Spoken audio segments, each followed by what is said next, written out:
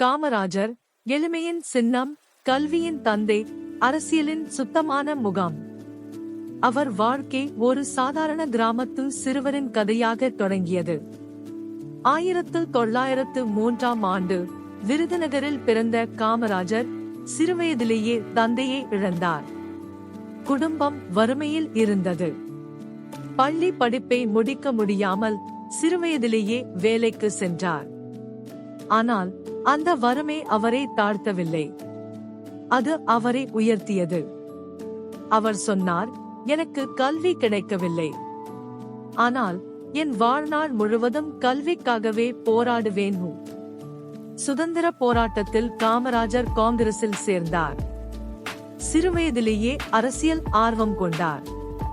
சுதந்திரம் பெற வேண்டும் என்ற தீவிரம் அவரை சிறையில் அடைத்தது.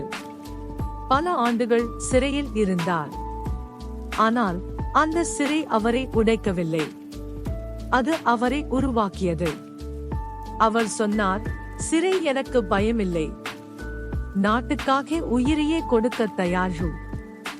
சுதந்திரம் வந்த பிறகு காமராஜர் தமிழ்நாட்டின் முதல்வராக பொறுப்பேற்றார். அப்போது அவர் எடுத்த முக்கியமான முடிவு கல்வி. பசித்த குழந்தைக்கு புத்தகம் பிடிக்க முடியாது, முதலில் பசியை போக்க வேண்டும் என்று அவர் கூறினார். அதனால் தான் மத்தியான உணவு திட்டம், மிட் டே மீல் ஸ்கீம் அறிமுகமானது. குழந்தைகள் பள்ளிக்கு வர வேண்டும், பசி இல்லாமல் படிக்க வேண்டும் என்ற எண்ணம் தமிழ்நாட்டை கல்வியில் முன்னோக்கி நகர்த்தியது. அவரது ஆட்சியில் ஆயிரக்கணக்கான பள்ளிகள் கட்டப்பட்டன. கிராமம் தோறும் பள்ளி, குழந்தை தோறும் கல்வி, எல்லோரும் படிக்க வேண்டும், கல்விதான் சமுதாயத்தை உயர்த்தும் என்ற அவரது கொள்கை இன்று வரை தமிழ்நாட்டின் அடித்தளம்.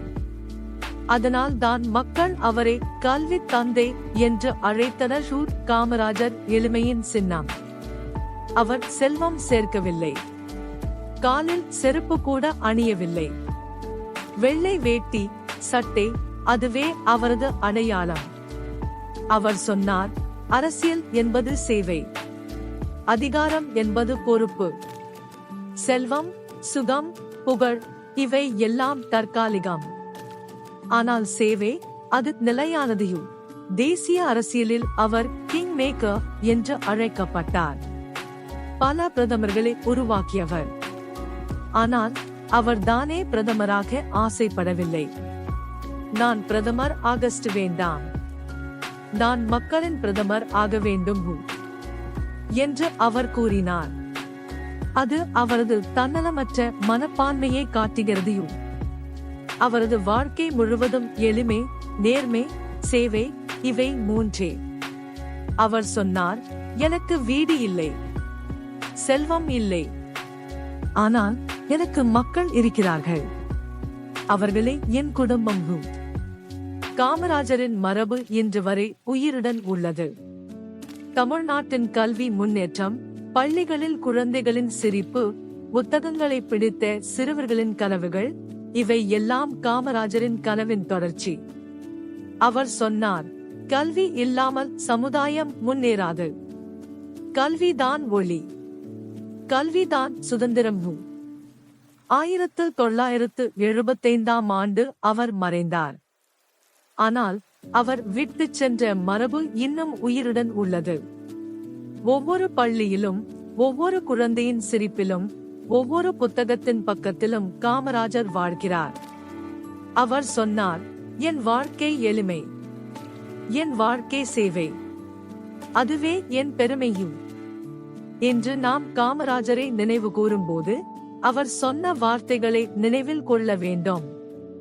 அரசியல் என்பது அதிகாரம் அல்ல, அது சேவை. கல்வி என்பது சுகம் அல்ல, அது உரிமையும். இந்த வார்த்தைகள் இன்று வரை நமக்கு வழிகாட்டுகின்றன. காமராஜர் அவர் ஒரு தலைவர் மட்டுமல்ல, அவர் ஒரு ஆசிரியர், அவர் ஒரு தந்தை, அவர் ஒரு சேவகர், அவர் ஒரு மனிதர். அவர் சொன்னார், எனக்கு கல்வி கிடைக்கவில்லை, ஆனால் என் வாழ்நாள் முழுவதும் கல்விக்காகவே போராடுவேன். அந்த வார்த்தைகள் இன்று வரை தமிழ்நாட்டின் அடித்தளம்.